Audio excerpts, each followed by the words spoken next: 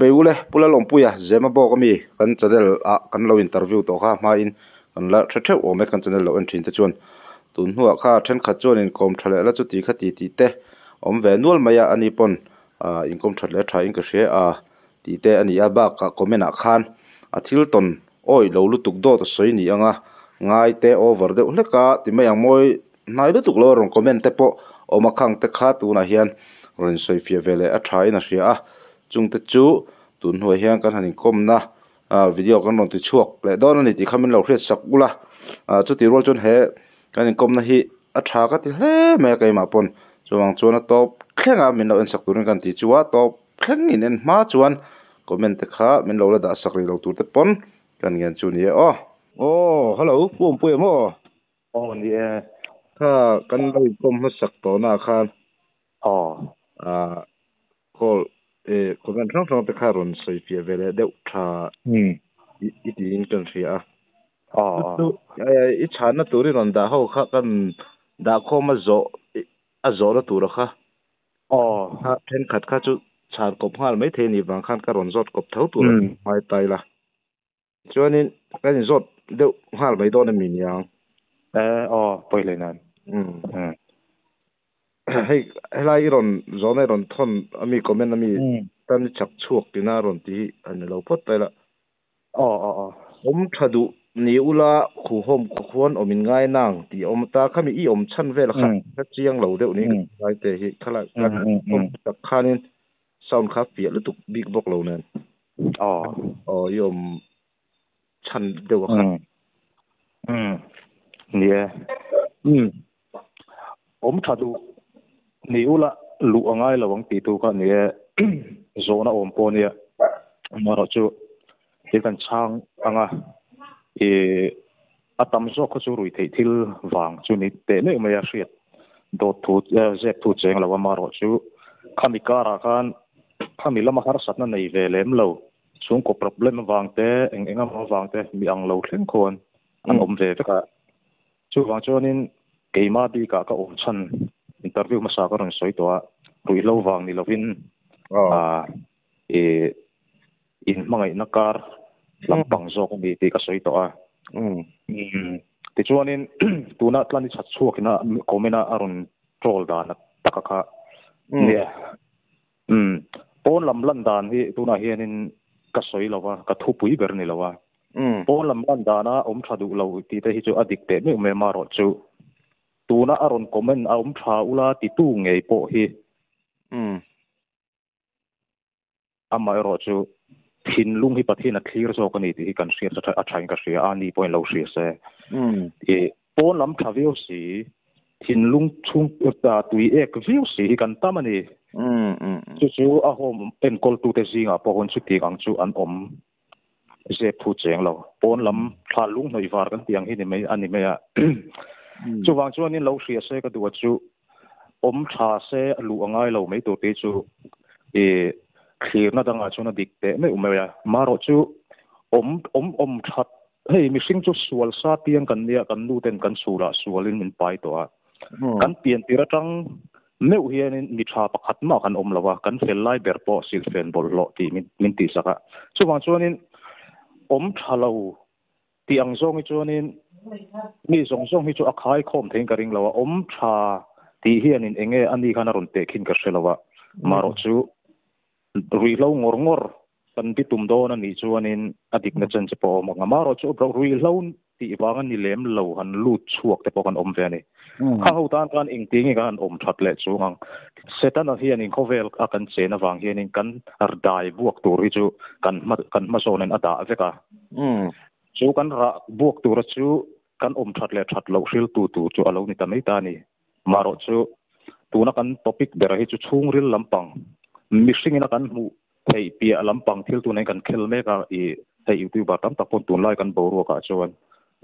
to lam lan dan hi kan chuya chungril lampanga kan zulu chil than nek ni ka ria tu na hian chuwang chuanin tuna pui mo ber ka te chu ama phei hi chu je phum lawa ka mi hriat chen ania comment ka mi hriat chen ani om thada ula aron ti ve ngo the ei mel mai siam tum na lampang ni loin le in chua siat wang du ni loin ama nge po ka tiang zonga alo thir ni chuanin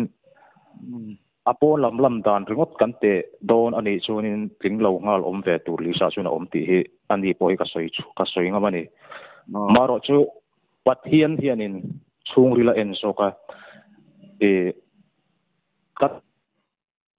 wanga khulaya lo in khom ta bor po tuna hian khulai homa kun an oma chu chuan vui vai na se ma mania po khom ke sa wangin min chuat rawa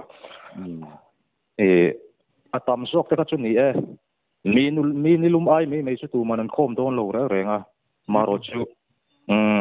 khatiang ang har sat na em po nei lem si lo khulaya zukin no le top zel rolling khom le top zel a hi om thadu lo ti ta kan ti ti apoi ka ti in ka ria chuanin ani po hian tlani chak chukin ti po hian kami hriat chen ani awangin ama po hi hel etiang lampang ang zong hi chon ron ti lo sela om thadu lo kan ti don ro ni chon khovel mi zong zong kan omanga yang khu muna puan ti kha kan chan thei dan om chuna ni chu nu pi ka chon mo alo ngai thavenga alo ron chan le na ala ni ani pon kan len sang le zel turangai la tho me ama te hi om thalo ang sim kan ti don ani chon ani poi atel ve ngai ti kan soi tel ve ni chu ale ti chu ani ka kom ma sakhan bong sign e lo thu vel puro ba ta na ronda kha alo hey eldia mama ti hian bong saron phur ngai thu bela tinga venga mi le nia ka motor ngai ka pur ti aronda ta adik ngai bong san ronda kha ti chuan an bong saron phura kha nangin kan ei lo rega ketin po kan mulo ti deu khan tanga ma sai ba za mi hian ka ve kumania bong kha chu do ve deu room tinin dong vek min sem vek aron ti hela hi enge sei tur nei deu abi chon pui ho ma khanin bong sa chu ron thleng nge me a maro chu kem par ho patient ho ei tur a ron donate ania kan lo be sei ve na sa me ma interview ma sa pon ka soi to thawa maro chu ti soi tur hi pakhat na kan om lawa maro chu ka pomena khanin kha te khanin a ei thu ron soi ve mak kha ka ti ko pa kami kan om kum khan a om lo nge kami chon pui ho ma han ama kha om lo nge khoi lai bo sang nge lo ei ti ka zo na ni zo sela lai tak khain om lai te han soi tel ha lok mai kha sang ni le som pani anita ni kha sang ni le som pani kum anita ni kha thil kan chu thian mo ma ka kum be yen lo de wang kha ni ve bok mai te so pakhat le so pathumin kar ka ti ka adik thawa chu maro chu ching taka soi ngai ka ria khami kum khan ama ka soi tuang khanin midang song pon komena hianin atam sok chuanin miron thlo pani kan ei lo akum po asoi dike chu ti ka ti aron ti ni maro chu kha te kha ama te khanin kha tiang zonga komena ron nei khan kan en tan ne khami kum bong sa ron de aron da ni kan alo ei fal bi ka di chuan founder zong te in founder zong te lo ni ve nge pu zo minga hian a san pa liu in an chung ko do kan hi kil pui ka selem lawa ke ni ho chuanin a ketin po kan ei lo ni ti ka soi le thayom chun ni chu khami bi ka chuan wa ale ti kha kanin komna khan a fe om zia ya setanika in lo lu ta plan chuan in chatiang khan setanain lo bia kha lo ni ta chuan hei comment then khata hian adu thu ngai setana panta tu ma mo pu tur ani lo engdin huna ko sel isua apan chuang lawang ti te lalrin pui ren thlei ti en tbcc om ngai lova nun mei tur lom min an that pha ani chu asul pha sota setanic ani pha frem hun te aniang puzo mi ngai mihring ve mai ania chung ko tam takin pakhat po an enkol peilo lain asang to kil ko ania nun phung a po zo du lo mi pa ni na hlau thak ho hian ni pa ada ro puinen ti te khai chui lo pe tho kari ka zo na karon kera nang maron thanan thawa setanic zom om takani hi ado he em kum khat tu ai in man te hi khoi atanga om le moni le dot a soi hnem mai ti lai chho pathuma te kha min chak sak le thei chuan nia lal rin pui comment kha nia missing hi kat na chen ka soyang dau khanin boi tura piang kan ni ati ra chon pathian tuang taka leilung lo tura min siam kan nia luang tak tia ka har san na boi na thi na mang an na tel lo ring ma chuan missing in kan ti khir khan ta ka wangin missing hi boi turin kan lo piang le ta ni chuwa chuanin felpam kim lo piang chok sa kan nia pak khatna chuanin nu le paten kan fa te ta na thatur hi shema se min sil ma se sual sa piang kan ni na hi alang lo the lo ni missing nu na hian chuti ni se in sil hoi khat ni kat in sil sia ta thamei thei tur ni ila pathian pong pol nei kal zel kher ngai lo mai thei in zel te poi omangai lo mai thei chuti ang chuanin ti thil hi thafam kimsa kan ni lo wang hianin kan nu le pa te le khotlang soi tu te le kau san mi le sa te pon eng ang pon that na tu thil an le chen awang hianin perfect in om te lo ni na chen ka lo soi to ang khanin khang perfect om thadu li se lu kher ngai lo wang ti akha om thapa ngai vek ki khovel pakhat ma kan lo wanga khang po kha na chen ka chanang to khan ani poi lut lak ni nga nga ya nuan pathi na hian TV lama an him dana kha kasma na ka soi to mani ka soi to a khami ten sen ka chonin tu po an lu du sa kang tu nu ka ngai tu chu le ta ka chu ole mit tuitla an soyang hining ka sia ole po hi asase tur jong na mit tu hi titla ve fek feka an khong ya an bul na an vatlen chuan alo hap mai ni atiang dau khanin mu nom le ei nuam tur om nam hlim om lut tu ka kan mu thin na khanin min lem se jota e chuan tu na po achuak tele ma de lo chuak le kai thleng pon alu chil tu te ba khianin soi tu tak tak hi kan nei lo thu dik hi je plo chuan alu chil tu te hian ei seina kan nei lo chu chu ni top mai ni eng anga pon lam lan dana thil hlim om lu tu po lo ni se chuan chung alu chil to tan chuanin kan thu chu le tur hi akha fak to ang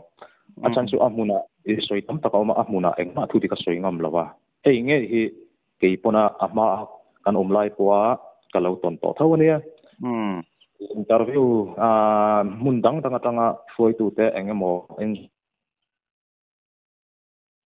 ron chim tur an ron pal don reng hian ta kala soi lo nia in sil lok na oma ki ta founder atangin in charge sa thun ron thena chumi khambi chun ron kal dona mun vel sel fai ta wati tur mut bu thlengin tin now te kanin soi om le om lo hri se om tinin che thei zong angin tongka chak chuak lo sela chuan le in ang chi te aron clear thei hang te po ama akan lo me ang lo do kle ka moi nai ang chi kha lo da chuak thei ula tin engkim pe fel sa vek in interview kan nei thina ni suma ko ma han chu wan chuanin achung om te tan chuanin thudik soi ngai na om lova udik soi an omaka mitum po kan maro chu chil le thau ane khang te po ma se tu na hian in pola ma chuak ten engkim karon soi ta ni ka sia mi ti chen ko re chon zu om ve photing an ka sia rin pui poi zu om ve phot sela chuan asang te lan en kola chuti khati tia an thawang ron ho zong ang khanin ron tong lo se ka du na chan pakat point khat chu asang tel en kol te chu pathian thua chon thil lo mom takani nu le pa te pona kan en kol zo le thei lo mangai taka kan en kol maro chu kan mangai na po chang let lo min le pen san thin ang ho an zuk lu hian pu zo ming thanga hianin a hom chunga member leng tung sa thi a shavek tur ni ringot mai ni in a en kol sen tur sa thi a shavek tur ri ani ringot poka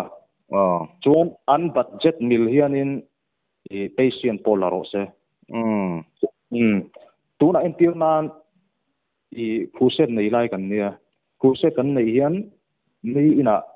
mi hian rongbol tu chu choya ten som pol thila ni amaro chu rongbol tu kan som hianin kan phak tok bak in kan chet ngai lo kan sila katika kan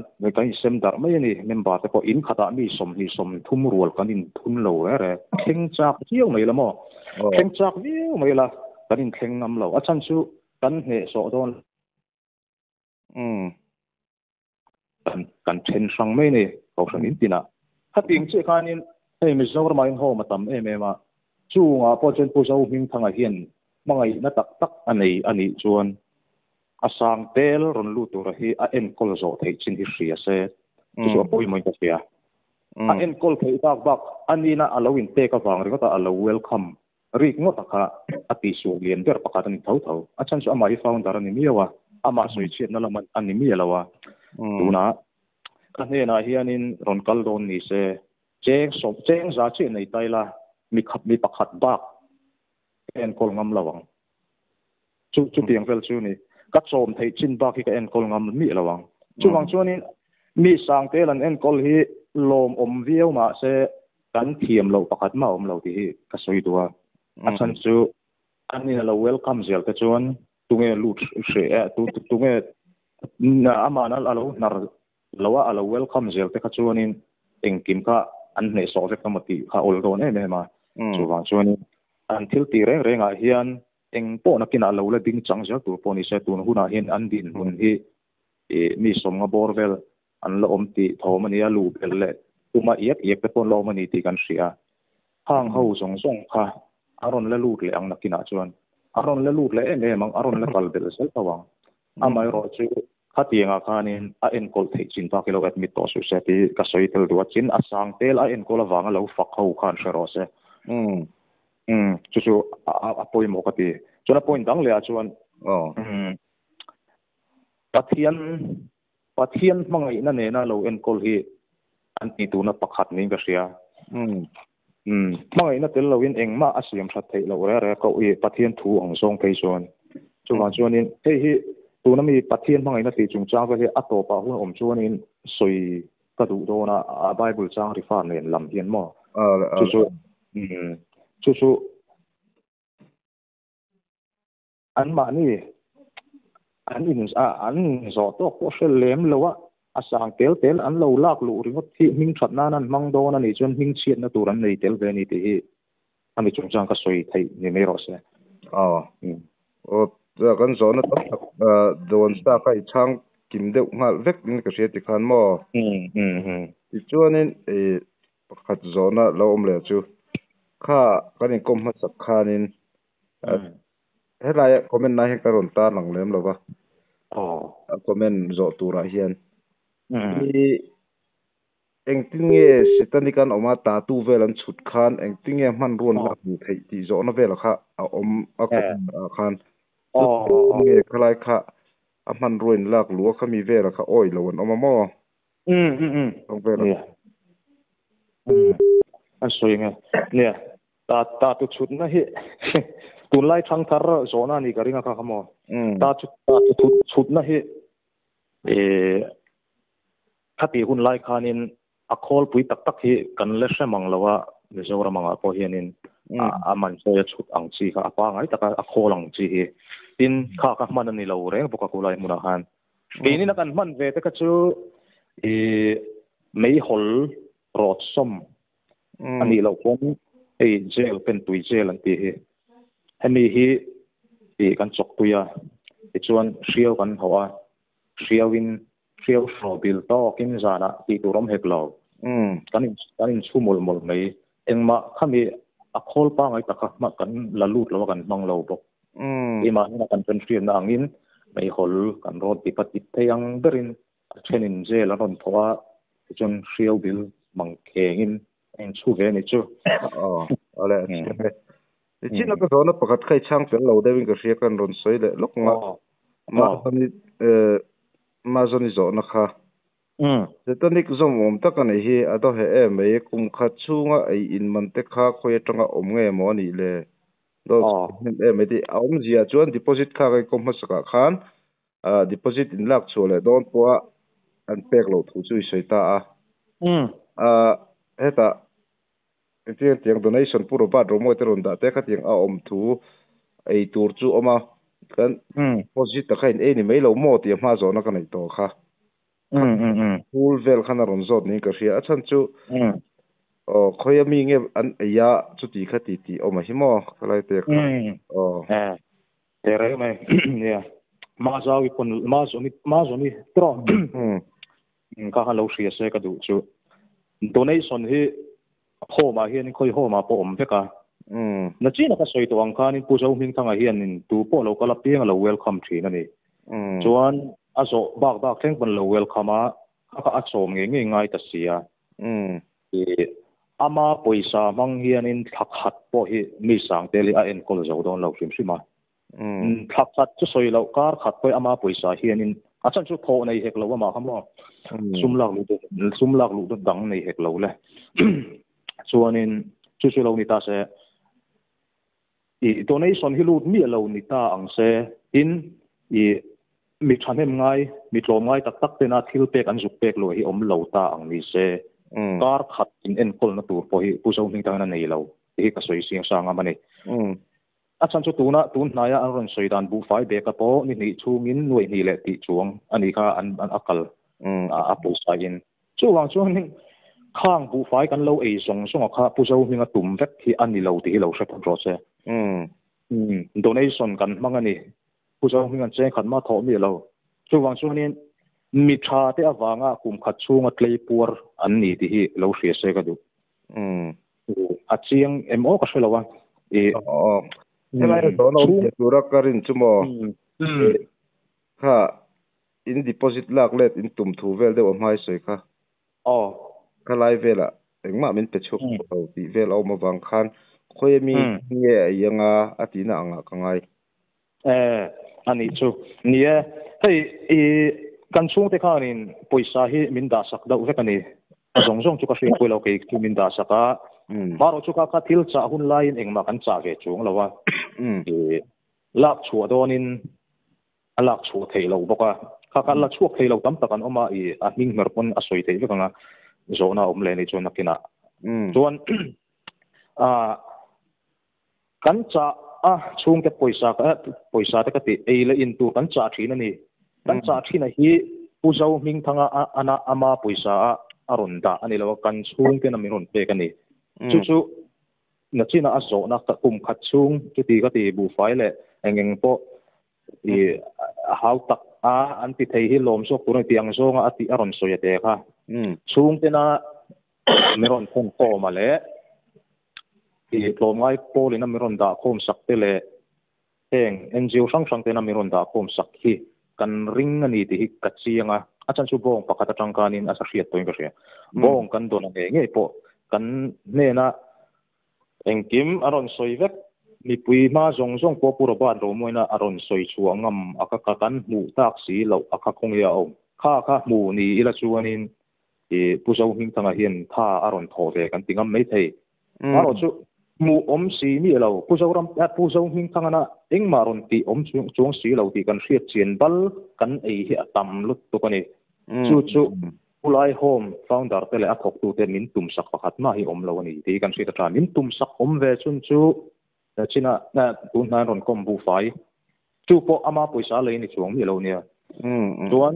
tui ani le tui bol lo si tui kha pu zo hing na a le ani lowa ama ro chu tho ho na wanga tui khuap le engeng mo ani ka ringa ama mai chuna ti ka ring chuang lo ta ni chu wa chen khum te khum ari na tur in te ke ni chuanin kan tho ve lo maro chu khung song a ko khu pu zo hing than ama private in a tho ve ka ngem ti hi zona a tin ring ka ria chu wang chuanin pu zo hing thangan eng kim kum khat a tram khat chung song a min chom ti hi chu ron soi ve sek to su se ti hi ka soi du kan chan chu mi tlo ngai te wanga ku hom ku kal nei la ni ti ka soi tel du bokane ei lein phul la po ma ti chuan dot soi ron ti kha dot soi ron ti ta ka ron point out sela a inglai khange dot kan soi ron point out sela ti chuan chan na te po ka in pele don ne ti ka kan ron soi le tel le du ni chu ma zo ni bi ka hen mo alo en le ten chuan tro ti chuanin a pakhat heta hei youtuber chungchang vel neu kha yen thongan nu na ya kha soi danin anglo vek akha a tiam bak lo tin nan kan to te a then a chuak to ro po tu na ron chuak te soi danin anglo deuh thin na hi enge an pak ve tho kalai kha eng dan yeah za hianin za in a tha lo kan tilawa kulai ho ma ko ma ro chu za somria thi chu a tha hian a lu ka ring lawa phutang vel a bon em awangin a chiang ring ka hria hanin zo te tu pongan ka lo chuan chuak to hoina an lo soi hi a ma khanin kan na china ka soyang khanin in chunga a huna hun engma phuti ka soi ngam lawa chuak to hoina an lo soi hi ain an tlak ta ku ta wang hianin kha ka chu thim angan ka hremi pui pe lampang hianin maro chu kan soi du pakhat chu lu le ngai chi om ngoi anom katika masa phon pon ma taklum to si lo ho hang ho kha lu tu na po a chuak si ngai nan telang atam tak chu atam so ko hin ni thei ni lu le va vat ngai chi ang ho kamo ti chu den ka mania po RC channel in aron ko maka ni palivel a then ka chuanin an soi chet chiangam lawa khatang lai dan kalo nei ta ka chu lu le ma bak nei ho an ni karing ani o mang in sia te khan an soi chelawang engtika ama a chan chu pujo min ta ko mi ani lawa an ru po mi ani lawa an mishing kan India tam chuan an oki tang kan in theya khang ho ko an bel lia khu som sari ma se emoji te po hanan lia ve na nga an ophoi tangin tungen ni an thei em emang chuanin lu le vat a in ngai tur ma bak ni in hri ho hianin an fak ngai an fak char charang chuan youtuber chungchanga khan youtuber hi nia tunai hianin hemi big pool hianin aron om chho pe kwa som channel som point om lo mai thei karin dan chuan nang ni te RC te ho e hemi pool channel nei tha le regular chu tunai chuanin ni karinga in thawang ho pa kan du na chan pakada chu ram danga hian chon pui home TBCC hi om lawa na chin khan ram dang ron te kina ram danga hianin zo hing thanga le a center te din pakhat maum lawa ron out chu pui tur nei hek lo ram dang YouTube barin mo fel takinan kal pui tina ni meya entinan zo hing thanga te hianin ram danga na china aron te kin ram danga chuan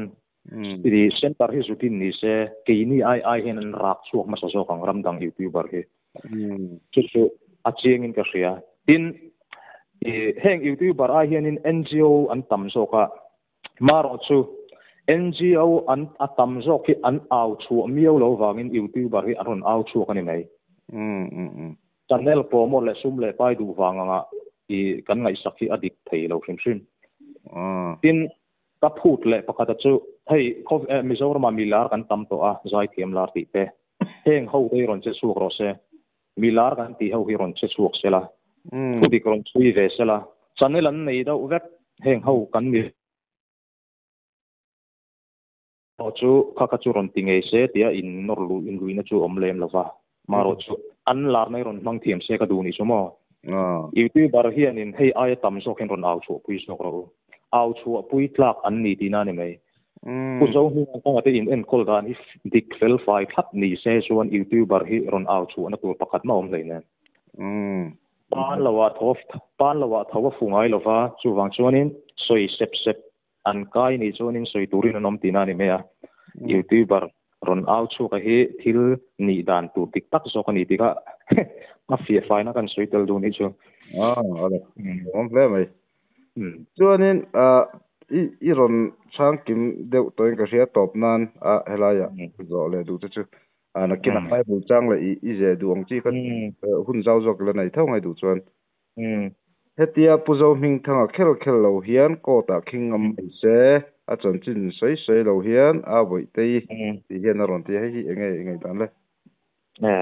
tu mo hingi ti ka boi te nè boi te ti jok nga boi te ni hi nè aron komendan ta kan sei sing le lok te hetia pu zo ming thanga ti meng pu chu da lo nai na hetia zo ming thanga khel lo hian ko ta khingam mai se a chan sei lo hian atinan chu ngai tua chien ngain ka ria kha nè pu zo ming thanga hi ron kher lo hian in ko ta te king selati hi thil dik ania dik chi renga maro chu kan soyenga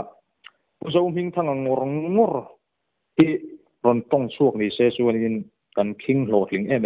kan king em amaro chu pu zo ming thanga phe na thil om ho a hi hin lei thei lo an tel ve tlat thina wang hian in mi pui dei seina sang thei lo ani dik tak chuan tuna po NGO sang atangin NGO sang chulan ni lo mai theya central way me te an sui tam ta hle me a pu zo ming thanga phe na kai zaveng tu te an nia zep lo chuan pu zo ming thanga ngor hi lo ti do kan lo thling mang kan lo thling dei tawang maro chu a phe a khai za lo venga lo tuam mar a lo tuam hlom tu te ho hi an din huna san ma wangin ruat fela nu pon central way me te dan chunga leng aron ti a hi hian a changin ka ria pu zo ming thanga ngor be do ni la ingen thei lo tur omang a fel lo te kan ria maro chu a thlawang ho tu poli an lian ema il tiele ha sami mai si in ka ria tu na chon mo thop mai ti chuan nang mai na halai khai zo ron than o mangre ke hian zo bel tur vak cha ka nei lem to lawa isoi du ang kanin zo si lawa tang khan thai ti ang sei turin nè ngặt chi na ka soi tawang khanin tuna po admit tur an tam le to an tia in uzo ming thanga hianin khang tiang khom case te nu le pa te riat puina ni lo le an mani du than nang nge ya ron lut tur te an ni lo chon kan admit to lawang i thu thang chho le me kani chon kha mizoram mi pui nu le pa te na kan riat tur ta na kan du chu nu le pa mai ponila mi zong zong kan riat ta na kan du chu tu na hian chu te ngalo tong kam a om to wang chuan kan zu da lut le ngam ani chuan in engpo an fa te chunga thleng se au chuak ve to su se ti hi ka du ka lo ria se ka duwa an tor na hi tur tlok me ro se an nu le pa te pan min tor pui tlok me se la en tlok me ro se ti hi ka ngai da an ni to ni huna a that lo na tam tak kan au chu pui me klaya hetiang zonga lo suk in no lu tum le hi nu le pa te ka den em na ni lovin an dei dong thil ti po lo ni mai theya maro chu interview ma sa ka suyangin home hi mizoram ma tam lutuk kulai mun kher kan pan thina hi kan chau chu a poi an ni ve tawang tun din mun hi tun din mun kan le kal le ni chuan mo an mani chau chu azara kan fa te hi se om ro se kulai mun a kuan ju thile ro se na ang vela ka ngai to an lat in admit du chau ani chuan pu zo ming thanga na ati tur pakhat chu na china ka soi tawang tau han nu le pa terem ti na amo a patient terem ti na ngei po alo lu tur an lo om ani po in a do so tu ba kha lo admit to su se ti hi kangen mol du ni chu ama po mo a pol so tur ba ki pakhat ma lo admit to lo se kan duwa chuan pathian kora hian mang to lo se ka du ani a chan chu pathian hi e zon nan hi ting te me ne pathian hing hi mo pol thil reng in thil kan zor chuan uai me amo MSC people lo ni se tatak angin sum tuak nan thil polo zuari la uai me MSC ti te chu enge kan le nar the ni chu kan lo le sak lo ni pon in thiam lo na chu te en om lu tuk lo maro chu kau san ming mewa natlanga sum kan tuak to ni chuanin mi hian an za em ma kan ngai lo thleng kan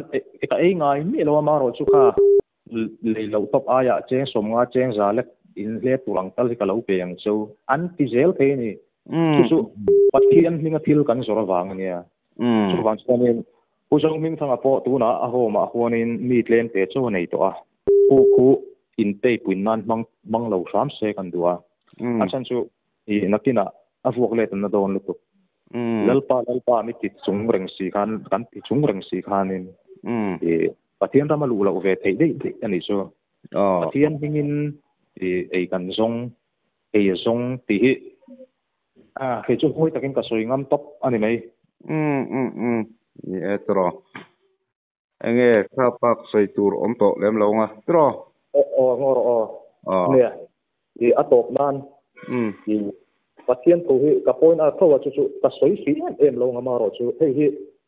kulai sen tar kon lo si se hei hi in enlet nan lo mang se ka ti kan ron soi lo kong don mi ne ne luka bung so pakat chang som li pat ni atang li thuma kanin dei nang ni farisai te o in chunga tike pudina te party te thai tin reng te som pakat soma pakata in petrina tel na le pathian mangai na chu in ngai pha si thin ni ma sela chung chu asun in ti tu ni adang te chu ti thul chuang lovin ati lai te a tha hin ka shelu tu ka farisai te ka pathian hinglama au lo thin an nia maro chu pudina te party te thai tin reng te soma pakatan te ve tho zo hinga te pon chu ting te sonin adan kal mang ang khan in kim ti ve to kek tho maro chu ai ko san reng siam that man ton mangai na tel lo chon mangai na anei si lo chon katan eng ma ani lawang ti te oma mi ra thei te tan interal vek mai la mangai na kan nei suan si lo chon om zia nei lo tu te bai bu pon si lo ni khang song song ta pathian eng ang pon hing lam in play var mai la fel na pathian chon mangai na in kan ngai tha si thi na ti hian a ti khian ka sia ni ma sela chung chu asin in ti tur ti lai te he mangai na nei chung thau si hian in a patient te en kol sela ti chuan har sat nei om mi lawang ti chuan so hana punga cha somli pania nang ni hi ka sia chau pathian mangai na in ril ruwa in nei love ati faka hi zona le ka thona khanin ania mangai na in nei love ti hianin kulai ku mi ti chuak em mai ni nang pon an rong bol na ku pathian ko ra mangin lo au chu pui ma samhoi nan nei chuan si lo chuan pathian ina nakina an chunga ala soi le tur chu pathian mangai na in ril ruwa in nei lo ti an ton tu nei ka sia in joha tek an bze ti mai ti johanna zi ve ka kan chier le lo a fai se ka du sia mo bible sang rung ra sin bible hi aza bera ko vela hianin chu mi be san chuanin an soi ve an du wang ani chu ale johanna bung song pasari cha som hi panga le ni ruwa o ka pa fel tak o vel zongin an selo cha ke ero chuan ka riat che kha heng ho po hian nangin ke mi tir ti an riat kha in an he na I ming ka riat tir le fawang nangin ke mi mangai na kha an mania oma ke po an mania ko thei na turin atia kha johanna khan an he na I ming ka riat tira ati patient ho ne na pujoram thanga hian in pathian hinga lo riat tir fo to chuan ka riat tir le fawang atia tun thleng pon poma pujo hinga hian ala riat tir le fawa maro chu ke mi mangai na kha an mania oma ti lai te kha pathian in pujo hing thanga a mangai na kha an mania ko na ven ke po an mania ko thei na turin ati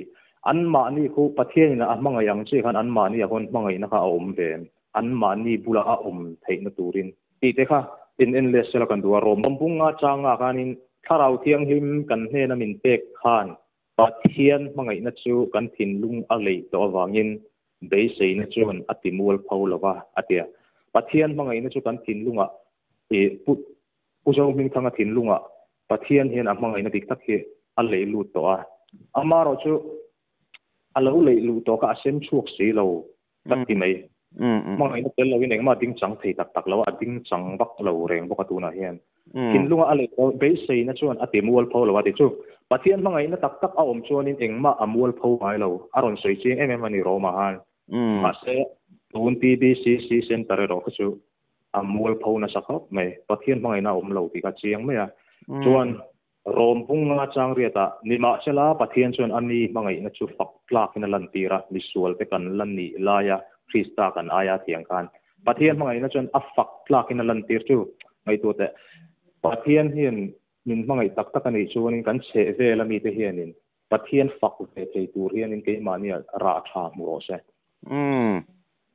a chu ka piang te akal aum to lo piang ten pathian fakna tongka an nei ngai reng reng lo so eng wange ka te a en kol tu in hei hian ati ching ka ria mathaya bunga chang som paruk chang som pasaria mu in eng ro se chu ti chuan in til ti thatte an muanga in pa wana min choi moi te yang in eng chu mi mit win eng ro se aron ti khamo ti chuan in til ti thatte an muanga in pa wana min choi moi te yang ati ka pu zo hing thanga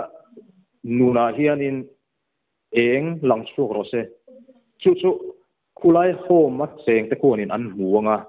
pu zo hing a til ti thatte hi an mu chuan pu zo hing hne na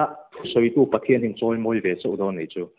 chu wang chuan in pu zo hing thanga hian in sir ma sa se an nuna hian eng chuak phot se ti chuan amma lo ti eng tu pathian khan choi moi ve don chu ani tun din huna chuan in ama eng mu turom lo ni nge choi moi na tura wa ka om lo ko a buai zong zirin huna oma chu wang chuan in pathian rong bol tu kan in ti nei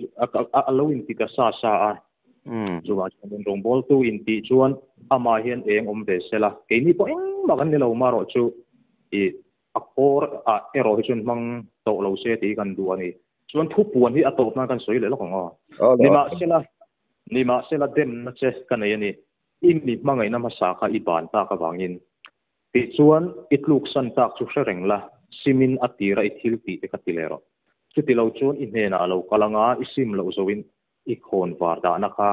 a muna ta ka sonang ti hian a top na kan kha tu do le ka dem pathian hian dem anei don chiang lu tu ka ni ma de pathian rong bol alo tran tir la ya ta to a mangai na kha tu na hian in adai zo to a buai na a chuak me ka ni ti a chiang em em a chu pathian hian in a hne na hin thu soi se kan du chu thu puan mang hian itluk san tak chu sereng la ate atluk san mana a mangai na alo nei thina tun na ya mol phona na man ta ka hi atluk san tak chu itluk san tak chu selang simina tira ithil te ka tile rote ma de alo pathian ne na dik ta kan lo in dor na thin ang khan in om le ro se pusu hing te tu ha hian an kal se ni chuan chu ti lo chuan in ne na kalau kalanga isim lo jong i khon wa na na ka sonanga ti mak mai ni orang hian kan buai na se me kan buai na hi in mu chu na na amang lo ani chuan lalpa pathian ni alo kal lenga asim lo chuan a khon war da na a son to chu sia se ka duwa mangai na in pong lo bol ve to sela tharum mangin rong bol to lo sela in ei dam do in auma dam do ina hi chuan mi thin tam khopa dam na be sin an kala maro chu dam do ina hian engkim kan ti theilawa an ti theilawa thi na in thazar le thina hei chu ka den em lo ka maro chu khulaya pathian tharau the hlim om na ni pa ni ang je janga soya thi an om reng mai te ko khung te po ko in mu chuanan mangsela an zup kan soi fiala do pakata chu atok na tak tak dam do ina hian doctor an oma nurse an oma ni teng ho hian in an dam lo te hun bi nei in le an mamo te enge niang ti in bial an fang thina wat an fang thina ni doctor akal ma sabera ti chuan an hunga nurse ten an zuya ti chuan in wat an fang thina ni chu a pathian thuang zonga ron hruai lu ka du chu khu center a kun pu zo hing thanga hian a patient te hi fangkual ve thin to ro se fangkual ve sela a thui hruai te hian zui sela mangai na ne en kol to ro se chu ti chuan in ati thei ani nga chuan ni tin doctor pon ni tin wat an fang ania mishing taksa nat na po ngai pul mo em doctor te po an thei ani chuan thara bo te chan chu thei na tur ani chuan in ta kartin pon pen thei me ro se itra kan soi tel du ni chu a uat ki fang a uat hi fang zau ve ro se thil a hom chunga thil thleng reng aku a hriat puina vek ni to ro se a helawa tin lakina chun lam siam to lo se laka duwa du han a founder ania a founder hi alu berani bangin anau ten thil lo visual phone se aman mo apur ngam tho tur ni ngot ale kai ngam kom zet zong ro pui ve mai ko san upa ti mang to lupa te in la in lo ni nia I tong kampo angai thak nuamin puzo ming thang upon draw in sim thatna pe se alom chuanin kan te han ti top don ta engemo thu dang le I te om le kalau sei du ti le ni pon kha thung mi lo turin kan ngien che ni ni kha ni soi angai ni chuanin kan bo ro hi a rep a ti til tha a then theina tur ni chuan mo ba ni ko ti mual po lo hi ka ti mual po hi ka se chuang lo wa ti be be to kan ni ya ma ro chu til kan sei re interview dang le tu te pona kan cha du pakhat chu kan pita sa a ni thu kan au chu pui don ro ni chuan thu dik chi au chu pui re ula ka duwa au pui sela del chin do ro se he tiang he nun da le thi na in kar ania thil athang chu ka I kulai TBCC tan chir thup theina tu thil ani to wang hianin FIR polo the lu du se